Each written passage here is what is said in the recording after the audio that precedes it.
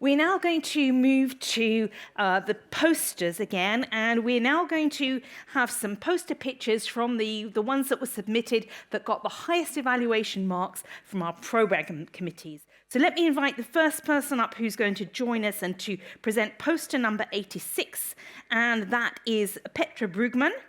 And she is going to present the patient perception of unmet needs for multiple endocrine neoplasma. That's called MEN in Germany. She's joining us online. Hey, Petra, how are you? Thank you. Thank you. I'm fine. It's great here, and congratulations to Sophie for this impressive talk just now. Excellent. Well, good morning from Germany. Thanks for giving me the possibility to talk to you this morning. Just to introduce myself, I'm a blonde patient with already some gray strands. Well, but don't tell this outside the rare disease community. I have blue eyes, wear glasses, have a black chain, blue shirt, and blue trousers. I'm sitting in my living room and like to tell you the main facts of our survey on unmet needs we conducted a few months ago in Germany among MEN patients. MEN means multiple endocrine neoplasia, and this is a rare genetic tumor syndrome and affects mostly our glands. A multidisciplinary team should treat us, and that is often the problem if you are not treated in a center of excellence. Let's look at the results of the survey. Well, I will not bother you with many numbers. If you are interested in more numbers and figures, refer to the poster number 86 or send me just a notice and I will give you more information. We received 73 complete responses. The majority of participants who answered is aged from 40 to 65 years, and 65% of the responses were female. In summary, the following picture comes up. 1/3 of patients stated that the time to get diagnosis took too long. This is an important quality of criteria for care, and this can only be improved by further development of the reference centers. Virtual consultation among the experts in the reference networks could certainly help to refer patients to the right competence centers faster, and the diagnosis could be made quick. Diagnosis, this is the next point, occurs earlier in families with a history of MEN. Well, that's obvious. In 10 of 16 cases without a family history, the diagnosis was made more than 6 years after the onset of the first symptoms. With a positive family history, this was only true in about 15% of the cases. Affected families have knowledge of the disease, and the assumption that MEN could have something to do with this is obvious. Treating doctors who are familiar with this rare disease are often involved. It's important to spread knowledge about the disease and encourage general practitioners and specialists to contact referral centers if the diagnosis is unclear. But sometimes it's difficult to get a referral to a specialist before the diagnosis is made. The answers confirm that it is in almost 30% of the cases, and they found it somewhat or very difficult to receive a referral. In some cases, the doctor even had to be changed several times, and that may be due as well to a lack of specialists for this disease. The next point are the endocrine nurses. They are too little known in Germany in comparison to the UK, for example, and they are too rarely integrated into care. Endocrine nurses could relieve the burden on physicians and further spread knowledge, especially in the area of rare diseases. The patient survey shows that 36% do not know about them at all, or they are very important as a source of information for 25%. and important for about 30% of the patient taking part in the survey. In our survey, most of the patients reported fatigue, mood swings, and depression as additional health problems. This indicates mental health problems caused by our disease, which should be taken into account with regard to the patient's quality of life. 40% of patients report insufficient access to mental health support. And they rated as poor, their mental health as poor or very poor. This is done by 30%.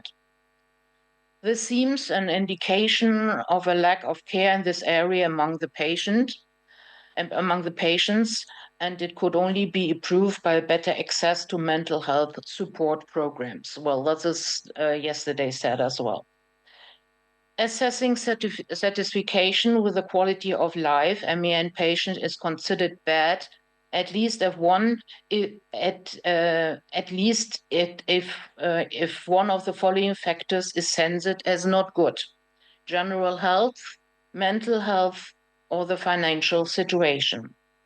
12 patients who rated their general living situation as bad or very bad rated in at least one of these areas: general health, mental health, or their financial situation as very bad or bad. Regarding entry and interested in registering in a research database and to be involved in this database, it is obvious that patients need support and more information.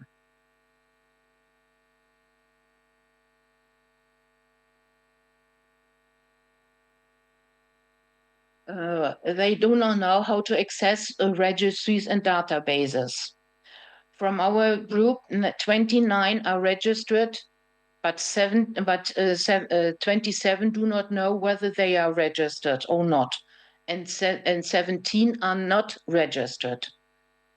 There is a clear mandate for patients' organizations to help patients to be involved in databases. More than 50% of those who are not yet registered are interested in donating their data. So there's a big field to improve this. If you ask about the wishes of MEN patients to improve their daily life and care, the first priority is the desire of biomarkers for the early detection of new or recurring tumors. Clinical studies, gentle imaging procedures, and rapid transmission of results are also mentioned as unmet needs, as are the options of self-measurement of hormones and medications in the blood. Almost 44% of German patients are not aware of the centers of excellence and the ERNs.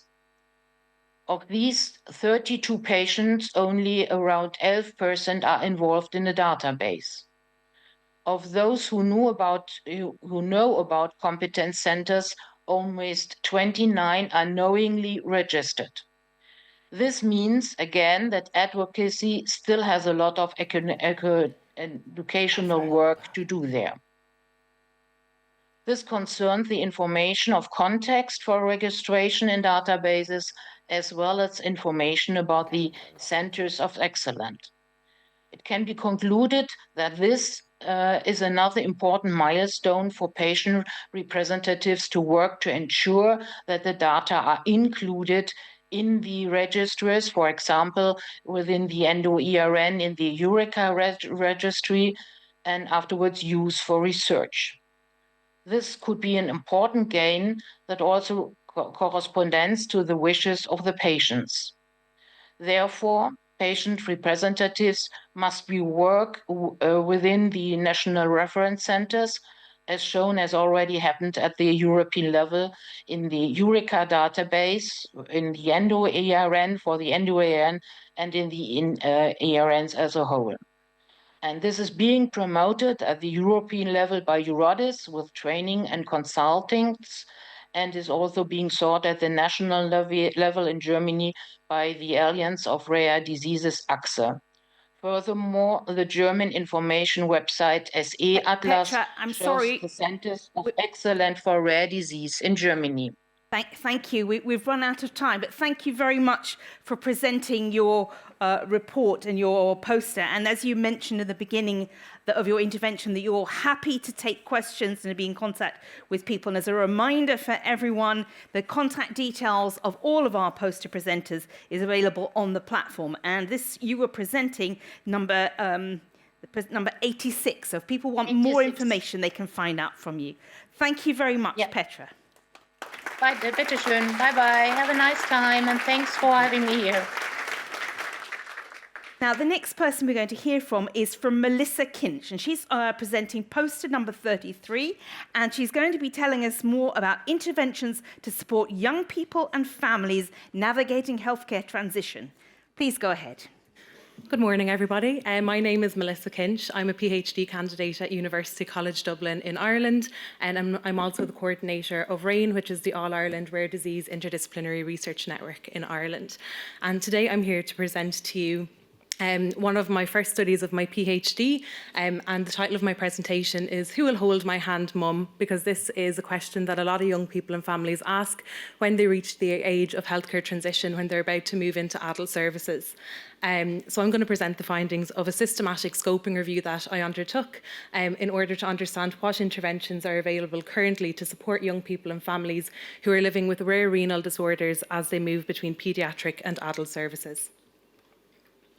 So about 300 rare diseases may be classified as rare renal disorders. These conditions, like all rare diseases, are usually complex in nature, meaning that they demand a careful, well-organised coordination of care. And this requires careful communication and collaboration between paediatric and adult multidisciplinary professionals of various different disciplines, but also between various different specialties, which can often prove very challenging. Furthermore, we know that healthcare transition supports should be holistic in nature, so they should support young people's physical needs, but also their psychosocial, sexual, educational and vocational needs also. So my review looked at what interventions are available to support young people and families with the healthcare transition between paediatric and adult nephrology services. And we followed Arksine O'Malley's 2005 five-stage scoping review framework, incorporating updated methodological guidance by Levac, Colquhoun O'Brien and the Joanna Briggs Institute. We undertook a systematic literature search of 6 different databases, and a systematic screening process was undertaken by 2 independent authors. We then undertook data analysis of the 28 studies that met criteria for inclusion, and the findings were shared with patient and public involvement groups consisting of parents, caregivers, healthcare professionals and young people themselves to see if any of the interventions that we sourced could be feasible for use in the Ireland setting, the Irish setting.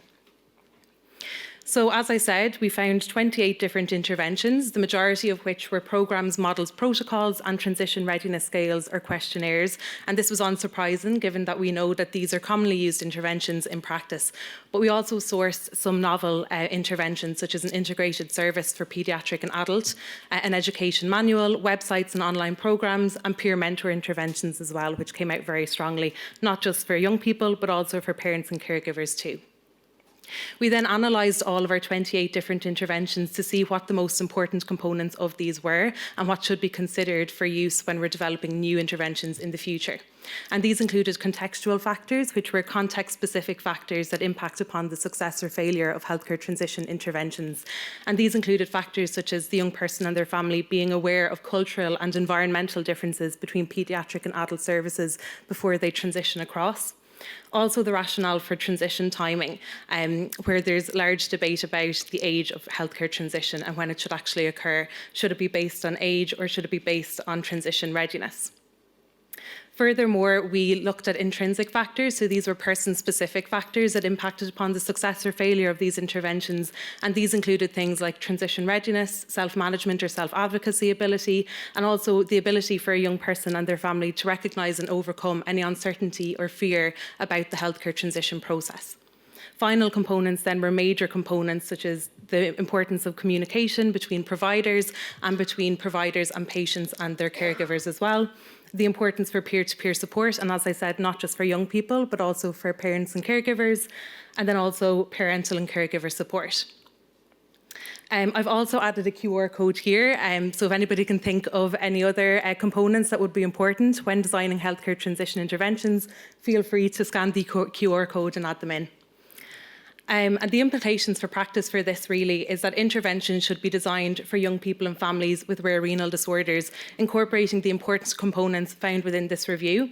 Such interventions should be designed with and for the young people and the families that are going to be using the interventions. And few interventions that we sourced were actually evaluated for practice, showing that a lot of these programmes already exist, but that they actually needed to be evaluated for practice.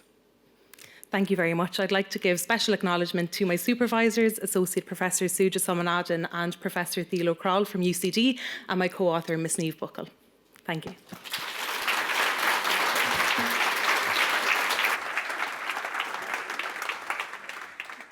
Thank you very much, Melissa. And I note that, one of the topics that you suggested as a group that you would like to discuss in the open space yesterday was that key moment of transition between paediatric care and adult care, because it can be quite brutal and quite, from one day to the next. And I think it's fantastic to hear that you looked at how that should happen, whether it should be age-based or readiness. So thank you for sharing that. And I'm sure many people will want to go to your poster and find out more. And as a reminder, that was posted number 33 if you look in the website tool, and you'll be able to see all of the posters. Now I'd like to invite Anna Rat, and she's going to come in and present a poster on behalf of her colleague Charlotte. She is presenting poster number 72, and it is looking at how we reduce the rare disease diagnostic odyssey by leveraging the power of Orphanet rare disease knowledge base. Anna, please go ahead. Thank you very much, Tamsin.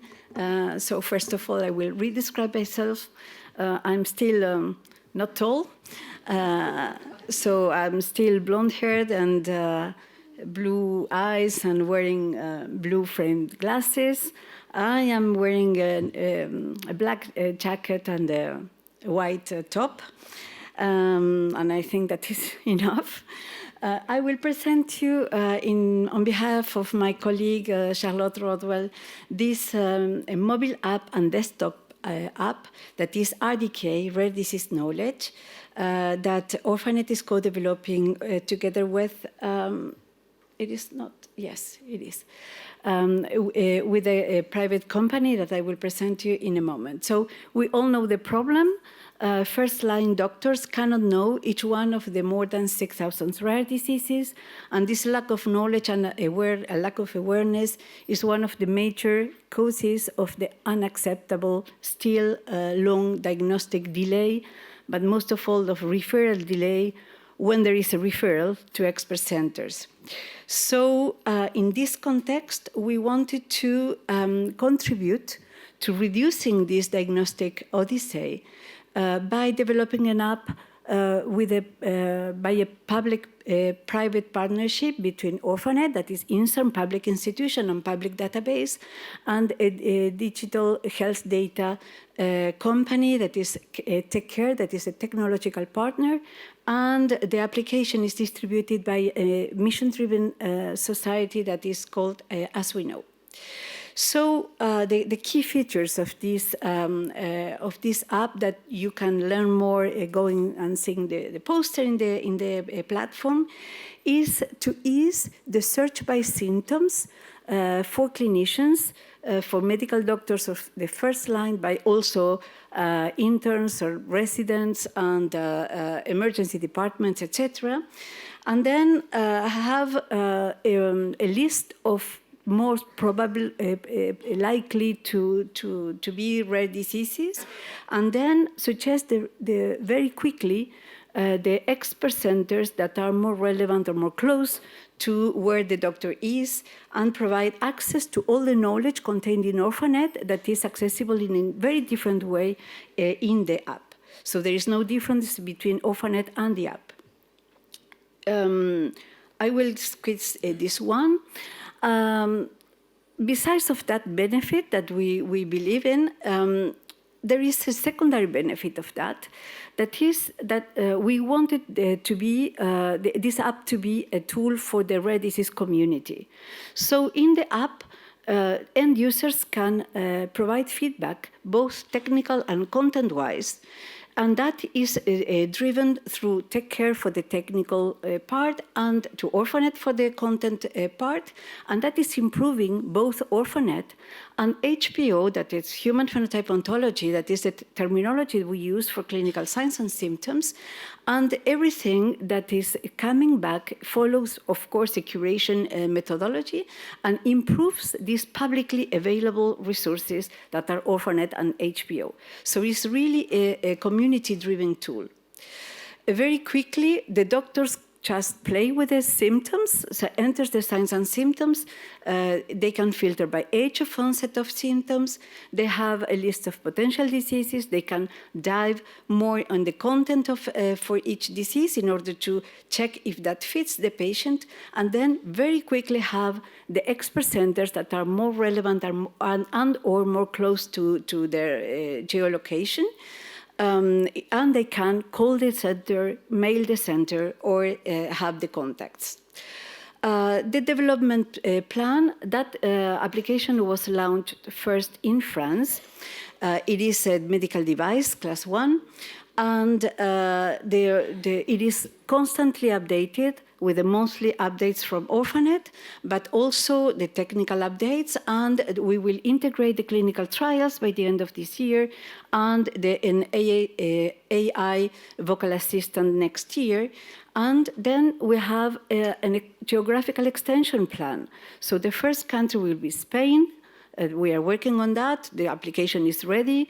And the next year, so in 2025, that will be launched also in the US. And we will progressively incorporate new countries in order that, because it is already in French and in English and in Spanish, and we will incorporate new language depending on the languages in which HPO is translated and Orphanet is translated. So I thank you very much for your attention. I put here the link to the video and the QR code to the desktop app, because the mobile app you can only download in France because it's open, it's a medical device in France. But you can, as it is in English, already see that in the desktop app. And thank you very much, everybody. Thank you. Anna, just wait a second. Yeah. Thank you. Just before you go, can I just clarify, because I'm sure a lot of people are going to want to say, hey, that's fantastic. How do I get my clinicians to do it? So it gets rolled out to a country when the appropriate language versions are ready. But as you said, if it's in English already, anyone can access it online, but you can only be an app downloaded on the phone if it's approved as a medical device in that country. So theoretically, any clinician who understands English can access the online app. Absolutely. Excellent. Okay. Absolutely. But they cannot access the center in their country. Right. Okay. Okay, and that is the progressive way. And then the thing that I forgot to say is that we work with the national alliances in order to spread the word and to make the application known. Excellent. Well, I hope that as a result of today, the application will be better known amongst the community. So thank you very much to Anna. Now, the next 3 poster pitches are rather special. And to tell us a little bit more, I'd like to invite Klaas Rohl to join me. He's the founder of NF Kinder in Austria and the co-president of the conference committee. And he is going to tell us, first of all, maybe you want to speak from here, just a couple of comments, if you could, on behalf of the programme committee, comments on the overall quality of the posters that were received, the diversity. What was it like receiving all of those different posters this year? Yes. Thank you very much. Good afternoon, everyone. I think also I need to describe myself. Absolutely. Yes. So I'm quite tall, 44 years old. I'm from Austria. I have light skin, brown hair, blue eyes. I'm wearing a wine red sweater, light brown pants, and my rare disease shoes, which are blue, green, red, yellow, all the colors. So I thought that was fitting for today. I would like to thank on behalf of the program committee, everybody who submitted a poster. It was really great quality and a great diversity that we have seen. And by sharing your work, I think it's so important to shine a light and improve our understandings of rare diseases, which is so important to improve the quality of care and access. And I have the great pleasure to announce the highest rating posters. And I would like to first invite Gina Cioffi. I'm sorry if I'm not pronouncing your names right, for the poster highlighting the societal value of treatments and the burden on patients and families in the EU that could lead to improved access. Please pitch your poster and join me on the stage. Thank you.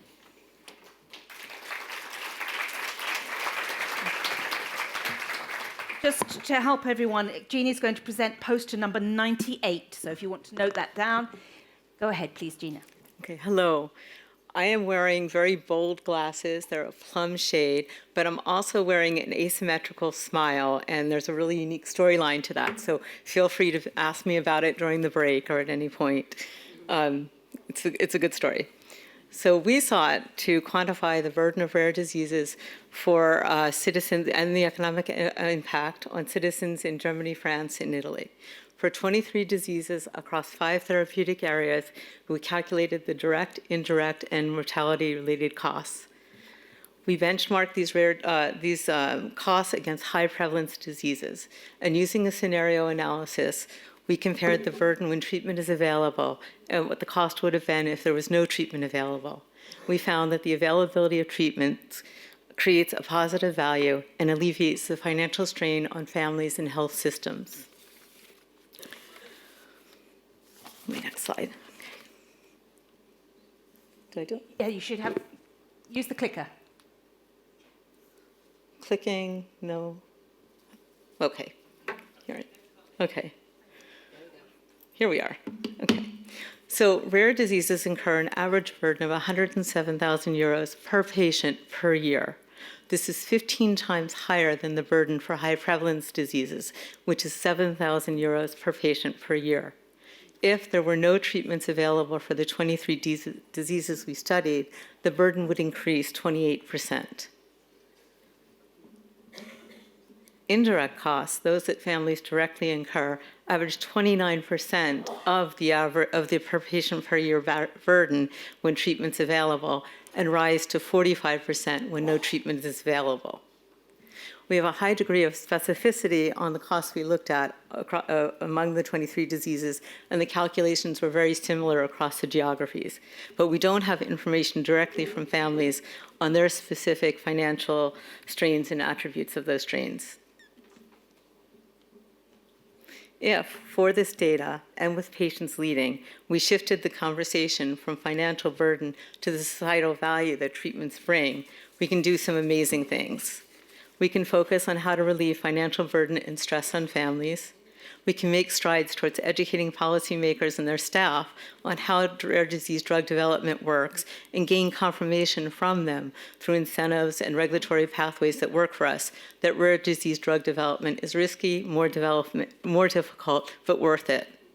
We can come to the table with a health equity mindset, and with this data, we can present, with the data that we're presenting, we can demonstrate that health equity is not only a moral imperative, but a practical one as well. The data also suggests that a national focus on efficient allocation of resources supports innovation, access to treatment, and investment in diagnostics. Coordinated efforts to increase access to treatments should utilize this data from this study and from some forthcoming studies. So, a call to action within REACH. Chiesi is organizing workshops in each of the geographies to further discuss the implications of this data with stakeholders. My colleague Dante, who's here and his address is here too, is organizing these efforts, and we invite everybody to join us. If this data is interesting, or if you're representing one of the diseases studied, reach out to us. We want to further share the methodology and all the data with you. And then it's really important that the work that you're doing for this letter, and a big shout out to Eva and Valentina, because policy, really the impact of policy comes from patient stories. And so if you can sign the letter and what you're doing is really framing policy, that would be amazing. And we should really always be focused on bringing more patients to the policy table. So I think that together we can forge a future where rare diseases are not just recognized, but where they're really leading to new medical frontiers, and that we can emerge to a future where all of our efforts are integral to better health and access to healthcare for all, and also to perhaps enhance investment and competition and innovation throughout Europe. So thank you for this time. Thank you. And we're very excited to say that Gina is one of the 2 runners-up, and we're going to present her with the certificate. And let's just get an official photo. So a warm congratulations on behalf of the programme committee to Gina.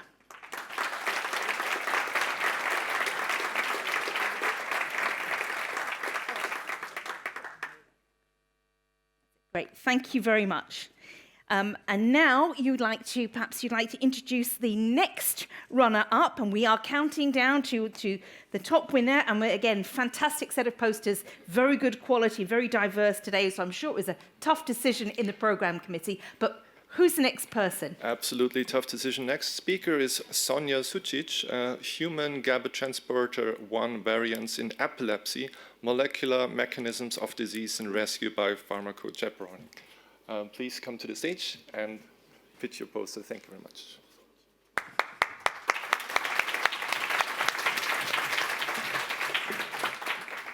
So, hi everybody. So it's lovely to be here. Huge pleasure. It's my first time at ECRD, and I'll be back again in 2 years' time. So just before I begin to describe myself, so I'm not very tall, 1.60 meters, brownish hair, not liked by Belgian weather, so it's in a ponytail, green eyes. I'm wearing a blue dress and a beige-colored blazer and golden shoes. So that's about it. And I also would like to say that my poster was slightly different to all of the others I've seen here yesterday and today. It's pure science, so to say, very, very molecular. So it was especially inspiring for me to hear everything you guys have done. It opens my horizons, and I'm really, really happy to learn this. And it changes my perspective on what I'm doing in the lab. Basically, I'm an associate professor at the Medical University of Vienna at the Institute of Pharmacology. I teach medical students. I also, any free moment that I have, I use to do research in the lab. I have a group since the last 10 years when I got my first grant. And from back then, I'm working on rare disease variants in transporter proteins, which cause disease usually in small kids. So the story that I showed you here today on the poster upstairs, and that I'll show you later, is about the GABA transporter 1, which causes epilepsy in little kids.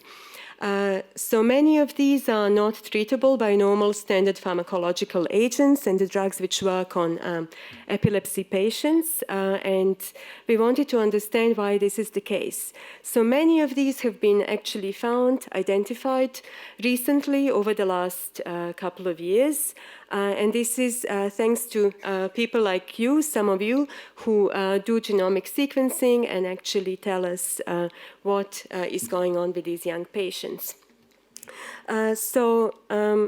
The GABA transporter is very important because it's taking up GABA from the synapse, very, very important in the brain, and if it doesn't work properly, people typically develop epilepsy. So as I said, these are very new mutations, and you can see on the top left corner a simple diagram of the protein in question, and all of these are individual mutations. So just to put it in a context, so a single point mutation of one amino acid out of 700 which are building this protein can cause severe phenotypes in these patients. So there are many, many, so not all of them are here because each week as we speak, new mutants are found and discovered. And we try to also, on the right, you can see a three-dimensional model. You can see how they look like on this scale. So basically, mutations are scattered all over the protein. We cannot really come up with any rules why they cause disease. They're all over the place. They're not necessarily at the most important binding sites for GABA and so on. I don't have so much time to talk about this, so you can see a recent review at the left corner that we wrote about this and our views and hypotheses about this disease. Now I'm going to show you some in vitro data from my lab. Also, much of it is published last year. And on the top left corner, you can see a bar graph, and this shows you the activity of these mutations. So I normally find these mutants in clinical papers or databases which are published. I search for these, and I go to the lab, and we as a team make these using simple cloning methodology, mutagenesis. And we check GABA transport action using radio tracer ligands. So you can see the black bar is the wild-type GABA transporter, which works properly, so it can take up GABA.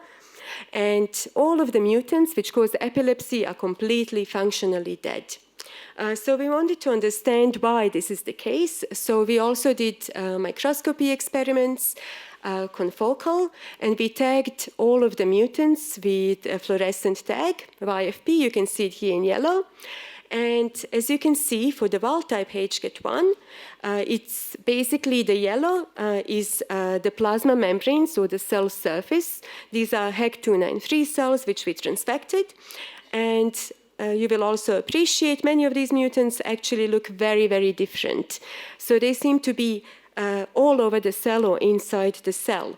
So this to us is a sign that something is wrong, so they did not reach the cell surface. And this could explain why many of them are not active. However, it's not the end of the story. So we also found a way to rescue some of these mutations using pharmacochaperoning. So this is basically treating the cells with small molecules. These can be ligands, they can be heat shock protein inhibitors, they can be chemical chaperones and such. And at the bottom graph, you can see Michaelis-Menten kinetics of a rescue of one previously dead mutation using a chemical chaperone for PBA, which is FDA and EMA approved. So it was actually a very nice candidate, and we were very happy to see such nice effects and rescue of this mutant. And you can see at the bottom also that this molecule basically rescues the mutant to the cell surface. So we get surface expression again and GABA uptake activity. We also did this in vivo, and the most time-efficient and also cost-efficient way to do this was to use Drosophila melanogaster. I will not go through all of these individual pictures, but we always compare the mutations before and after rescue, of course, with the wild-type transporter. And flies have been a very, very nice model, and we developed also not just microscopy for this, also behavior assays. We can induce seizures in the flies and follow up what happens when we rescue. So this was also just published, and you can see the paper in the corner at the bottom of the page. And what I want to say, maybe at the end, is so the GABA transporter is not the only transporter protein which causes severe diseases. So there are many other ones as well, such as the dopamine transporter. In this case, little babies get Parkinson's disease. And these kids also die very young, by the age of 5 to 8 usually. And some of them, we have nice data showing that some of these mutations can be rescued. And many other transporters, like the creatine transporter, causes intellectual disability, and we also could apply pharmacochaperoning to these. So it's just a matter of time, money, passion, and a lot of hard work to actually find, hopefully, the cure for every single mutation. So I think there is a lot of hope, and we are working as hard as we can in the lab to to help the young patients. Thank you again for your attention. It was a pleasure and a huge honor to win this poster award here. Thanks again.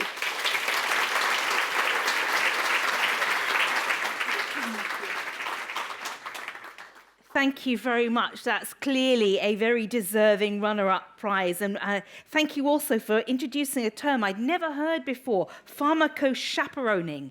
It's and this idea that you can find these challenging mutations and perform rescues. And I think, again, thank you for showing that sometimes the passion of the patients and the clinicians to find a solution can be matched by the people working in the lab. So that's lovely. Now, drum roll, please. Brrrm, because class is about to announce who was the winner, whose poster received the strongest evaluation on behalf of the program committee. Class. Yes. So we really want to say fantastic work, and it really shows that it spans from basic science to public health research. But the winner of this year's ECRD 2024 poster category is Caroline Bernhard-Iberg for her work Ad Hoc, an immersive serious game that raises awareness among healthcare professionals about announcing a diagnosis of rare diseases.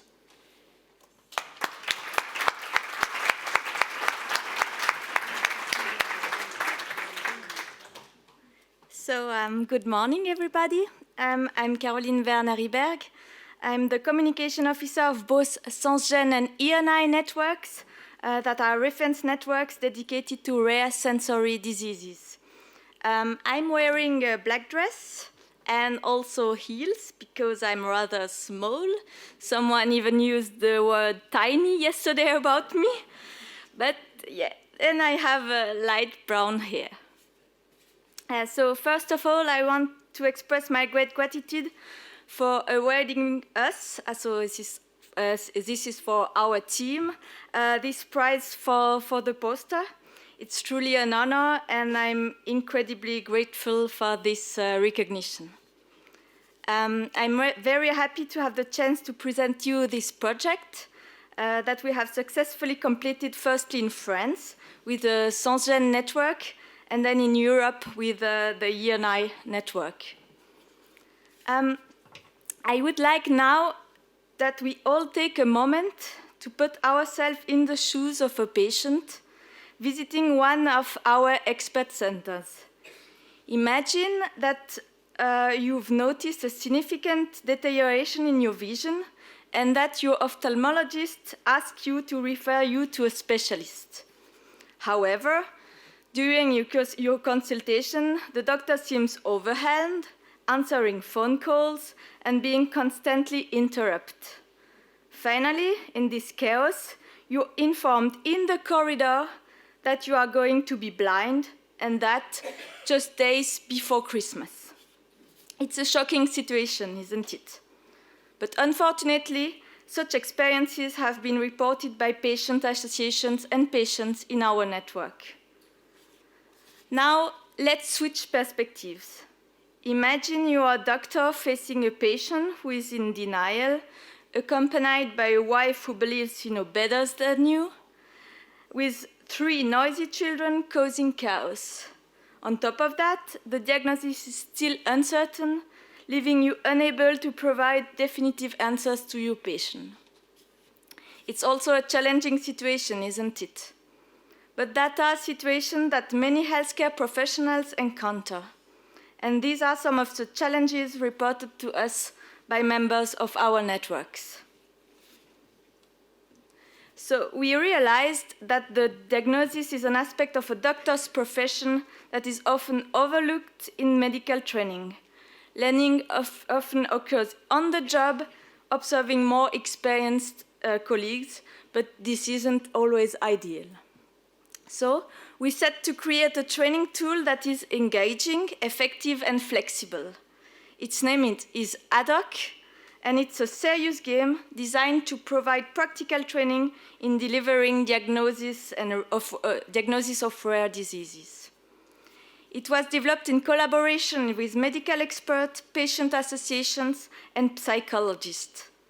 Ad Hoc offers a unique learning experience. The game contains 15 short scenes in which players assume the role of a doctor, navigating through various challenges across 3 difficulty levels. A gauge allows you to track your score, increasing according to good practices and empathy. At the end of each scene, the player can review the key pedagogical concepts to remember. Moreover, the game features professional voice acting, adding an immersive element. To promote the game, we did a creative communication campaign, including a teaser featuring in French the French voice of Dr. House. Additionally, we organized a competition for healthcare professionals with some funny prizes to win. Since its launch in spring 2023, ADOC has seen over 600 players with positive feedbacks and a rating of 4.8 out of 5. It was also successfully reached out our target audience of healthcare professionals, both junior and senior. In conclusion, ADOC represents a collaborative effort to address a crucial aspect of medical education.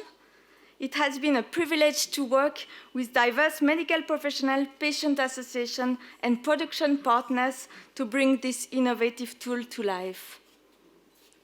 The game is now available on tablets, smartphones, or computer devices, and we are happy that we could diffuse it in French and in English. Please feel free to explore the game through the link www.ern-i.eu/adoc or with the QR code that is on the poster and on the next slide. And thank you once again on behalf of Sangen and ERNI teams for this fantastic opportunity today. Your turn to play, you've got 1 hour.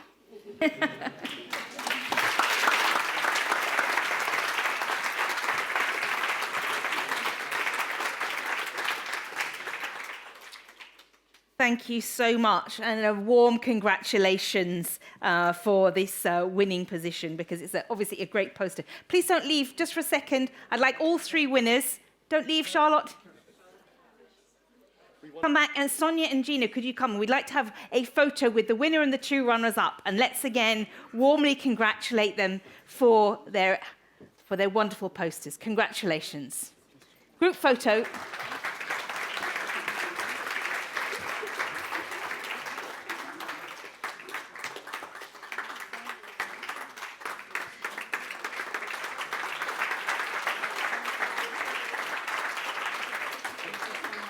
Thank you very much. And thank you very much, Klaus, on behalf of the Programme Committee for both evaluating all the posters and then awarding those certificates.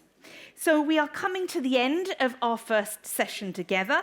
I just want to say thank you again for participating and supporting all the different posters. You will be receiving evaluation forms after every session, so please let us know what the experience was like for you, how we can make it better, more inclusive and more special for next year. A reminder that throughout the day, we're hoping that you'll be completing the personal commitment wall, and we'll be looking at the end of the day today. And again, we had the message about the open letter that we hope you will disseminate and endorse, because that will be the collective voice of the RARE community towards the new mandate. So we're about to go to break, but before we do that, I just need to let you know what's happening after the break. We're going to be going into parallel sessions, and that will be the same for our online or community and our people on presence. So we have 2 different workshops going on. The path forward to equitable diagnosis will take place in this room. There's another workshop looking at achieving full reach, overcoming the last challenges to access to highly specialized care. That's going to take place in room 300. And I know Gerrit will tell our online community how to connect to each of those. We're going to take a break now, and we will start our parallel sessions promptly at 11:30. Thank you all, and enjoy your caffeine-filled break. Thank you.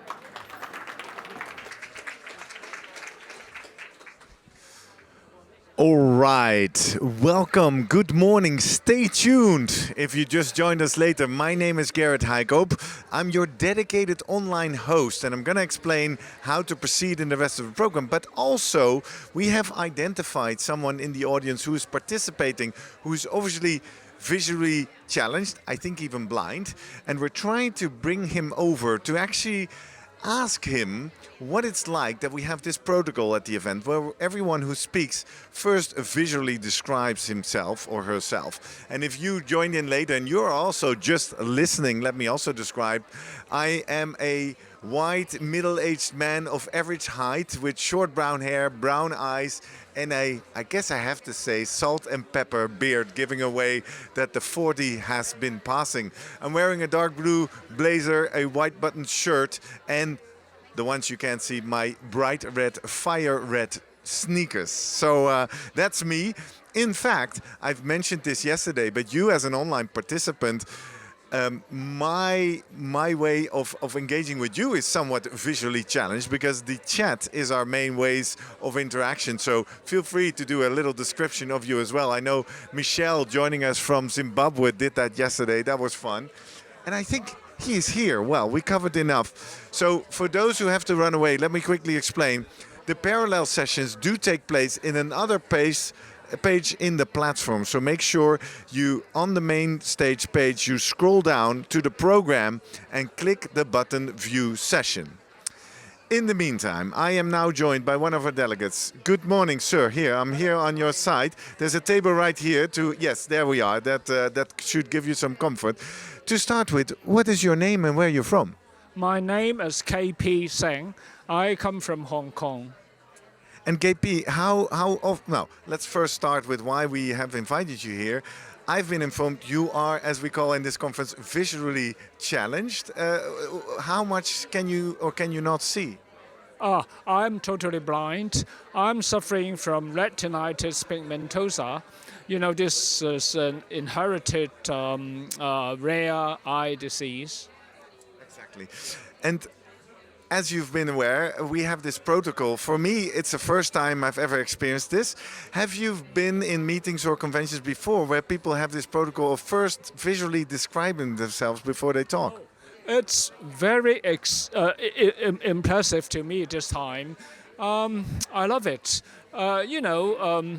In all conferences, I sit there and I don't know what the speaker looks like, but this time it is really accessible in this aspect. Yeah. I love it. Yeah, we noticed you are also smiling. I can imagine we all make a little extra effort, while you are making an extra effort all the time to move around in this conference with the blindness. Have you been in other places where they do this, or is this a novice for you as well?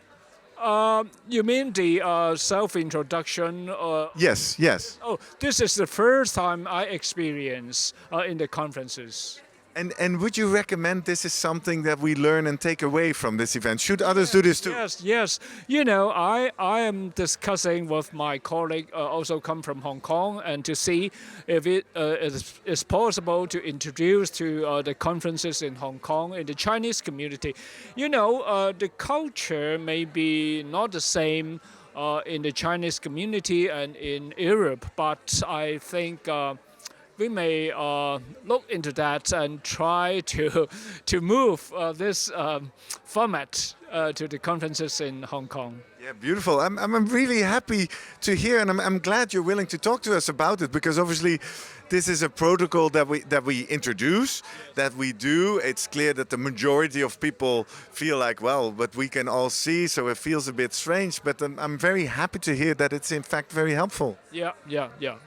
Also, I'm also impressed by the organizer of this ECRD this time, because they sent email to me because I am the people with disability. So the email reminds me how to get into the website to look some PowerPoints of the presentations.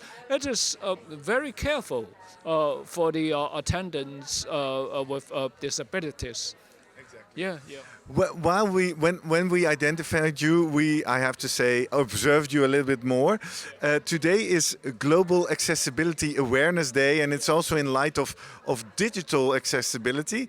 Are there other tools or software or things you use to make your way around in this event? Oh, yes. I'm totally blind. I use an iPhone. It has some accessibility applications for me to get access onto the text or even some photos. I can know through the applications. Also, my computer has the screen reading program. It helps a lot for me to work, to communicate with my friends everywhere.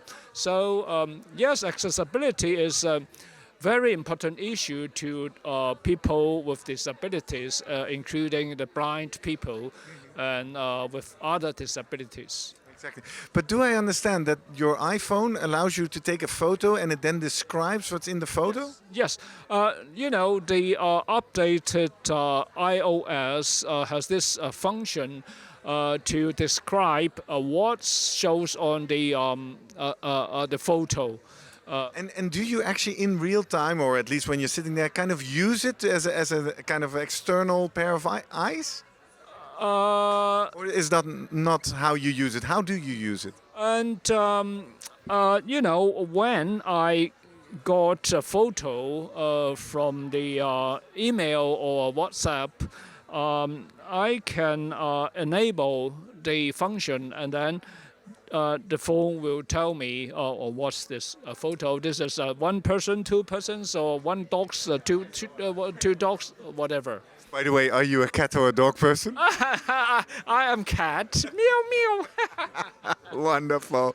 Thank you so much for your willingness to share this experience. Thank you for being here and making us all aware of that. We should sometimes take an extra step to have everyone included. This is, I think, it's a very successful and fruitful conference. I love that. Thank you. Well, enjoy the rest of the day. Thank you. Thank you. Thank you. Stay with me for a little bit while I'll close off here for our online audience. So I hope you found that insightful as well. We are now up for a little break. Next sessions are starting at 11:30. Those are the parallel sessions, so it means you have to click actively on a view session button below the live stream, because then you get into a page where you have the dedicated chat and the dedicated live stream of that parallel session. After that, we have a bigger lunch break. I invite you to use that time besides for taking care of yourself, perhaps also to explore a little bit more in the platform. For example, browse through the posters or use the scavenger hunt quiz to kind of guide you through what's new in those posters. And to remind you, those who completed all 3 quizzes have a chance to win a free ticket to the Black Pearl Awards as well. In the meantime, keep sharing your post on LinkedIn as well. Hashtag ECRD 2024, I should say.